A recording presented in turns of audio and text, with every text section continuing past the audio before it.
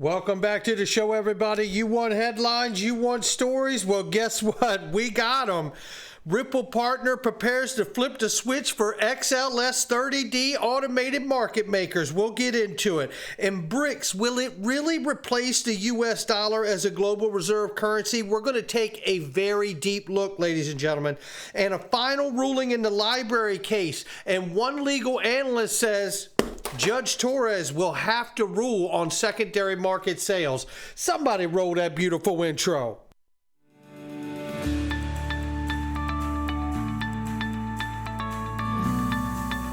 Digital Perspectives with Brad Kimes. Come on in.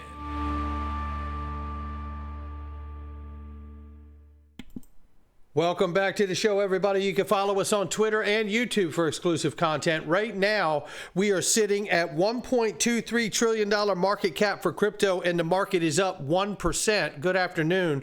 Bitcoin, 30,700 plus right now, 1885 and change for Ethereum. Tether market cap is 83.4 billion, and we're stuck at 47 cents right now for XRP. Let's get into this. Ladies and gentlemen, if you haven't done it, guess what I just did? I went to tiproject.xyz. Shout out to T-Bone right here. And I bought my ARC plate for Zum. It is the asset recovery key plate, and it's no fire damage, no water issues, no hack. It's hack proof. It's all of those things. And I'm telling you something, you need to get yourself one because this is going to really, really bring some peace of mind to me. Now, I've been doing things like this for the last few months to take those extra precautions to really make sure I'm safe. And now make sure you get you one of those ARC plates. I'm going to put a link underneath that description. Shout out to T-Boone for that. And I want to remind you a very special day today because today we are going to be getting together for our weekly live call in the Digital Perspectives Mastermind group. This is nothing like the YouTube channel, ladies and gentlemen. This is the place to be where you get full access to private Telegram, private weekly live streams, groups and lessons, wealth creation mindset courses. We're all working together in here. It is truly what makes us a mastermind group. I am honored to be a part of this group, and I tell you, take advantage of the special offer right now. Join for free. Get inside of this group and watch this live stream and understand all of the things we're all working on to help achieve our goals for creating wealth. I'm telling you, it's a remarkable experience in there. I can't wait for tonight. Binance to delist XRP leveraged tokens. The delisting comes at a time in which Binance and Ripple, a major player in the XRP space, are both dealing with lawsuits from the SEC, which alleges both violated securities laws in different ways. So we know it's a mess out here. Well, let me tell you something. The library case just had its final judgment. We're going to hear from John Deaton, Jeremy Hogan, and Fred Rispoli and Bill Morgan on exactly what it means. And I tell you, you're going to like what's going on here. Meanwhile, we need to jump into this. Russian parliament passes the digital ruble bill, and we know that BRICS has been working very hard to come up with a gold-backed new reserve cryptocurrency or dollar for the BRICS coalition. And the question has been, since the announcement of this, will it really impede and replace the US dollar as a global reserve currency? Well, we have a thread here that you need to look at. And you know I've expressed very clearly here that I do not think that this is a overnight transition because U.S. Treasury bonds are the backbone of the monetary system. The bond market is the backbone of any monetary system. And I have to say that when I look at this thread, I think it really pegs it for where we are. Now, we know very quickly here, there is a summit for the BRICS coalition next month. August 22nd, I believe, is the day. And they are going to make an announcement, they say, based on launching the new reserve currency for the BRICS coalition. But let's take a real look. And James Lavish, you did a great job with this thread, and I'm going to share it with all of you. You need to see it. In what appears to be a direct attack on the U.S. dollar, BRICS recently announced a plan to introduce a gold-backed currency for the nation bloc. It says, does this really mean the end is near for the U.S. dollar as a global reserve currency? It says, what is BRICS? BRICS is a coalition, as we know. We know all the countries, Brazil, Russia, India, China, South Africa. And we know that there's also other countries, multiple countries, in fact, looking to join that. We'll get to that in a second. But using USD as the primary medium of exchange, many countries feed the economic engine of the U.S. at the expense of their own growth. Because of the need of the U.S. dollar, these countries must buy and hold U.S. dollars and U.S. treasuries as reserve assets, a negative to them for two reasons. One, the control. When the U.S. sanctioned Russia last year, freezing their U.S. treasury holdings and shutting them out of SWIFT, the U.S. demonstrated authoritarian control over any USD-denominated asset held in foreign treasuries. Value is number two. The U.S. Treasury repeatedly prints USD to buy its own debt during times of crisis, expanding the money supply and inducing perpetual inflation. The USD falls in value every year, and anyone holding U.S. Treasuries or USD loses purchasing power. Solid reasons to opt out of the USD, actually. And then we look down here. What's more, 8 other countries have already formally applied for BRICS membership. Argentina, Egypt, Saudi Arabia, which is where the petrodollar agreement that elevates the U.S. dollar to global reserve currency status. The United Arab Emirates. It says Algeria, Bahrain, Indonesia, and Iran. Plus, dozens of others have expressed interest, like Belarus, Mexico, Nicaragua, or Turkey. Reminder, Turkey and Mexico are both G20 countries, which means they are some of the largest and systemically important economies in the world. So that's 5 G20 members already in BRICS, with potentially 5 more, including Argentina, Indonesia, Mexico, Saudi Arabia, and Turkey. That's half of the total G20 membership. I'll let that sink in for a moment while we turn our attention to the Western portion of the G20. The UK, EU, and in particular the US, the state of the Western fiat union, you could say. The US off the gold standard. We've all watched these last few years as the central banks of the UK, EU, and the US all printed ungodly amounts of their respective currencies to ensure stable and liquid financial markets, i.e. government bond markets. No longer backed their currencies with gold, the US fully abandoned Bretton Woods, and hence the gold standard in 71. Governments can now use their central banks to manufacture more currency to fill gaps created by poor policy and corruption. Between lockdown stimulus, EU yield curve control, UK gilt meltdowns, and the US regional bank implosions, we've seen massive amounts of money printing in the Western world recently, trillions and trillions and trillions of it. And here we know also the debt to GDP jumping near to above 100% in all of these regions. So why does this even matter? Who cares how much debt the U.S. has versus GDP? Well, in truth, it matters quite a bit. And a lot of people should care about the debt load in the U.S. Why? Because eventually higher debt leads to higher interest expenses, which leads to higher deficit, which leads to more debt. You know, it is a debt spiral. And he's written about this spiral, and you can check out those tweets there. But next time we have a black swan event, credit event, or a deep recession, the U.S. will be forced to print USD to keep the U.S. Treasury markets liquid. They cannot afford to have illiquid markets when they must fund perpetual deficits with additional U.S. Treasuries, and so they will print the difference. The BRICS coalition know this. They tried, and they are tired of being beholden to the inflation-diseased U.S. dollar system. They're trying to opt out of the USD system, looking to create their own network of payments, all settled in a currency that's not printed at will, but rather backed by gold.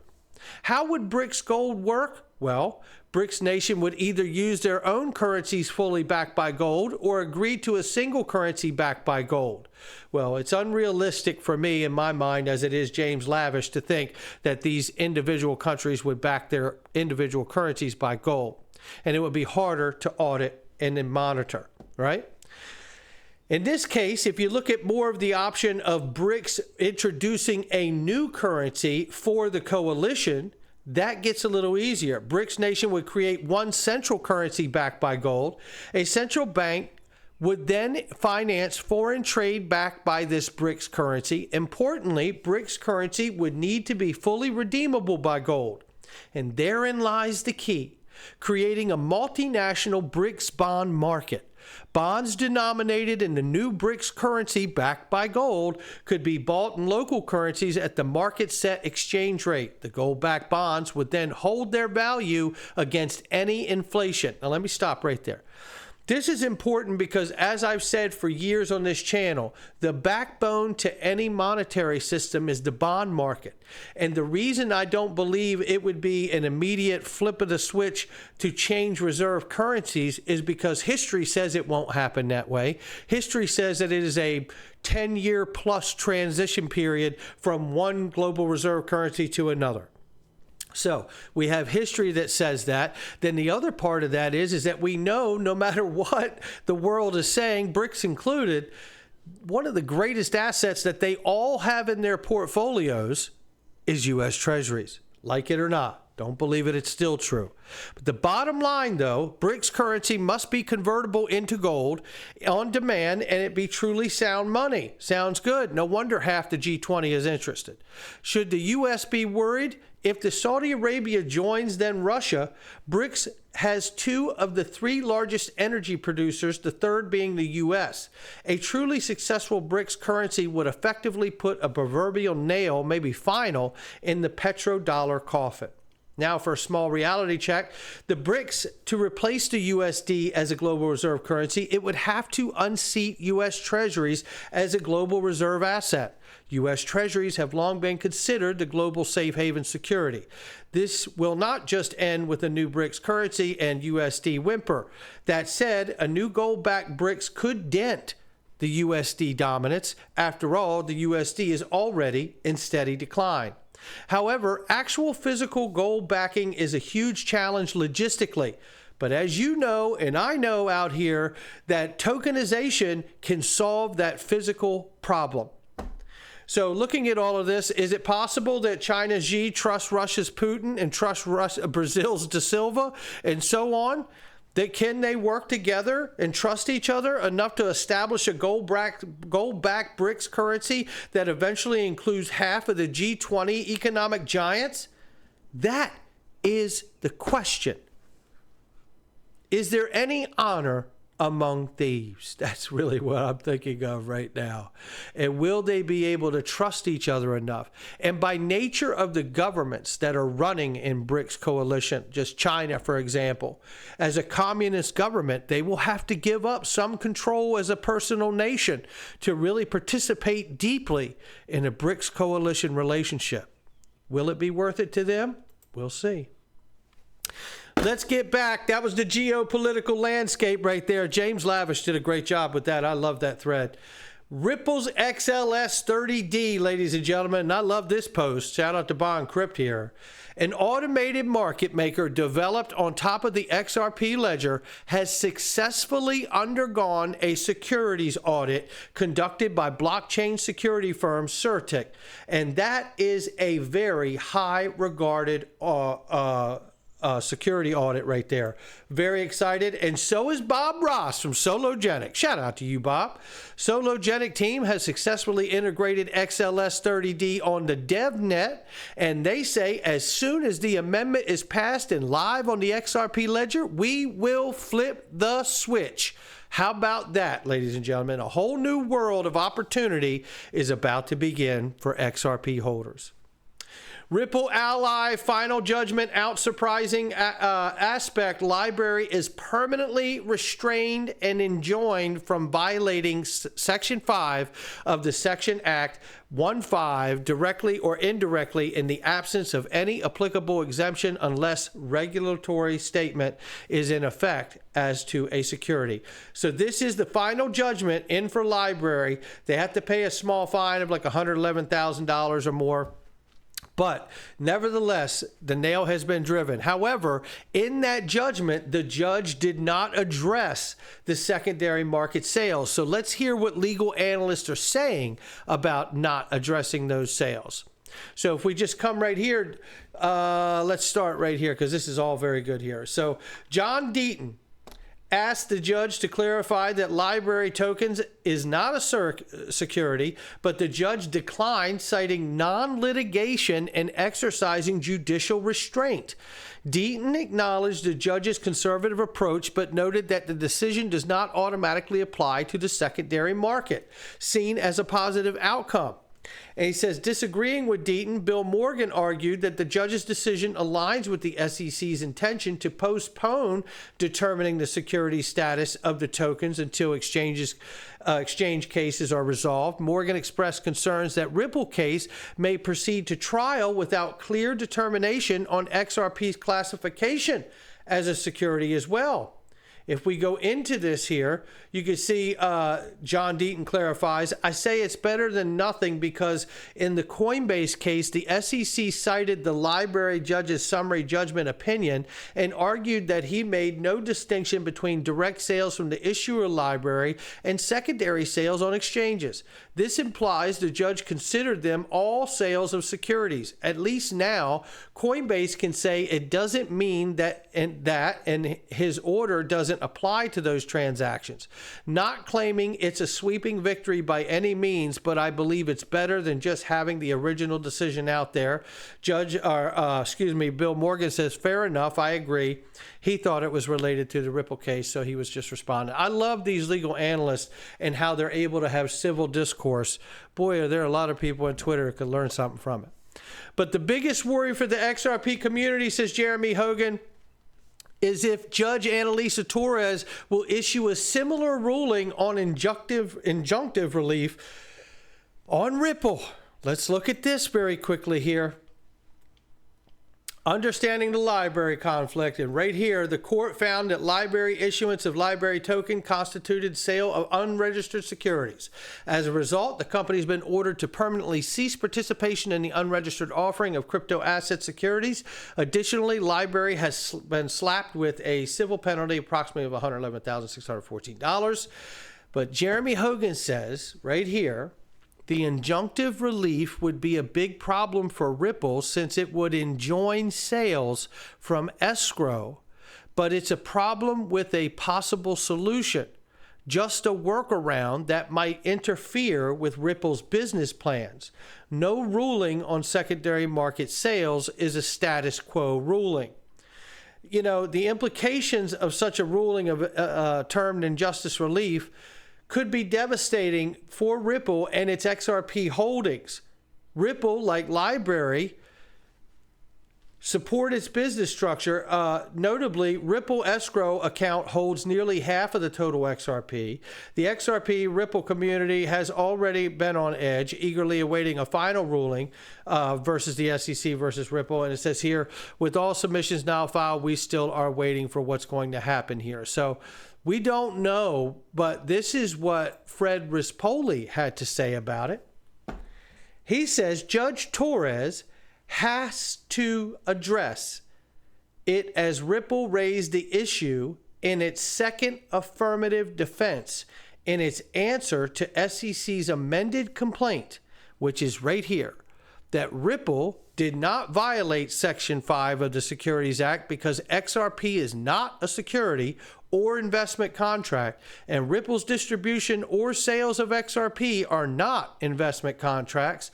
No registration was required in connection with any distribution or sale of XRP by Ripple. And I tell you, that is a great catch by Fred Rispoli right there. He says, to be clearer, she has to address, is XRP a security? And that would by definition involve some discussion on secondary sales. How deep that discussion goes is still up for debate. I want to thank all the legal analysts for everything they do to keep us in tune with what's going on. We are closer than ever, but where this goes, we don't know. But according to Fred Rispoli here, Judge Torres is going to have to answer the question about XRP being a security, and it's going to have to involve some kind of conversation about secondary market sales. Not financial advice from me or anyone else. It's just my digital perspectives. I'll catch all of you on the next one.